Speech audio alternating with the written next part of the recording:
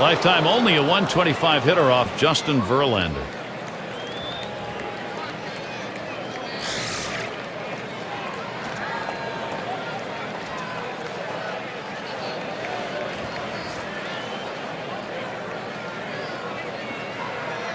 The first pitch. And the pitch taken for a strike by Borges. Well, against this guy in this situation, Gary, you've got to go with the changeup.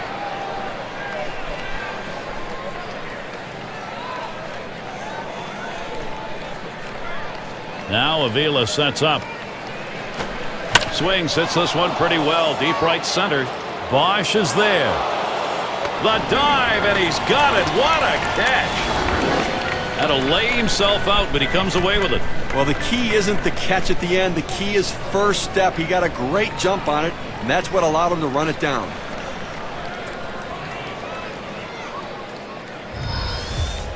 So with one away, it'll be Eric Ibar. Flew out last time.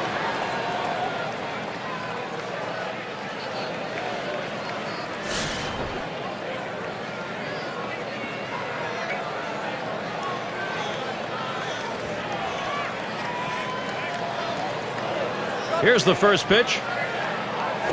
And Verlander has him 0-1 with that called strike. Verlander just oozing confidence right now out there. I tell you, the consistency is starting to show. He believes. How's he been getting strikes? Let's take a look at his approach today. Well, what stands out is when he's been most successful is when he's hitting the inside and outside corners of the plate. He's keeping the ball out of the middle, and that's where you have success in this league. That's exactly it. Keep the ball out of the center of the plate, make it difficult for the hitter to center the ball on the bat. Fastball got him 2 down. You've got to have better plate discipline than that. With 2 strikes, you need to be defensive and try to make contact. But when you get a fastball, you need to read whether it's a strike or not.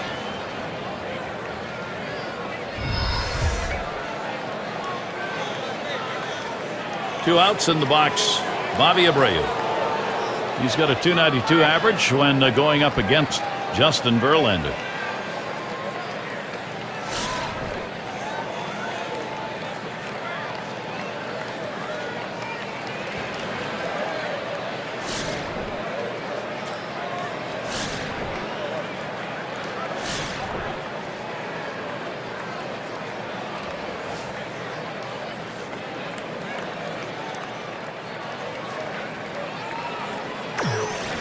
Here's the delivery. Outside as Abreu takes it for a ball. How's he using the strike zone to his advantage? Here's a quick look at how he's been mixing locations. A one look at inside edge, and you can see, compared to what he normally does, he's missed more than his fair share trying to go outside. He's leaving too many pitches up where the hitter can see the ball well or it's out of the zone. He needs to target the bottom half of the zone much more frequently.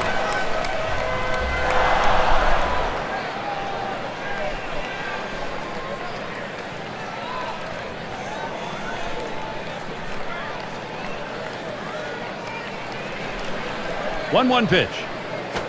1-1 pitch is a circle change. That hits the target. 1-2. Well, a change up right there hit a good spot. You want to keep that down in the zone so even if they swing at it, it stays in the ballpark.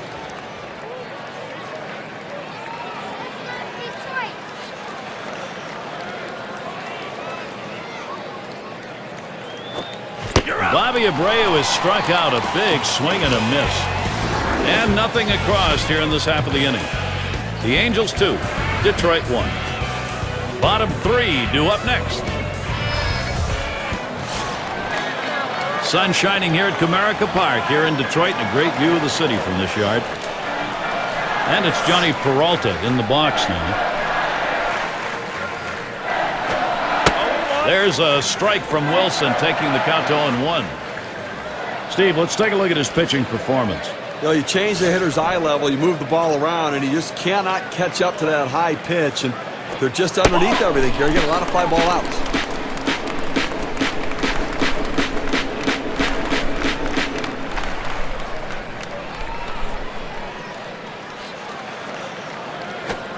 Ooh, tough to lay off there, but it's 2-1.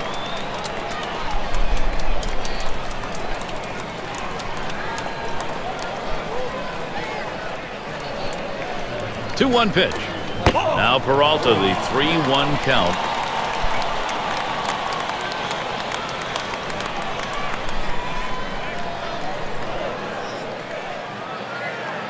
He deals. That misses ball 4. The potential tying run on base. Well, good discipline by the hitter to lay off the high pitch and take his base.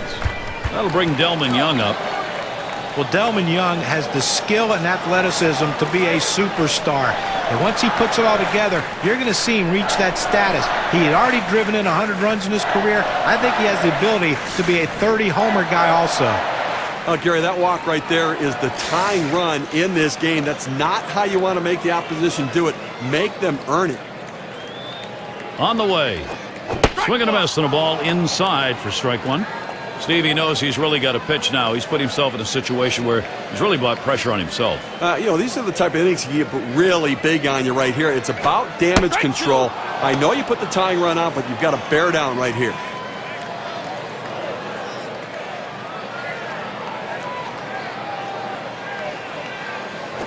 And that's high, 1-2.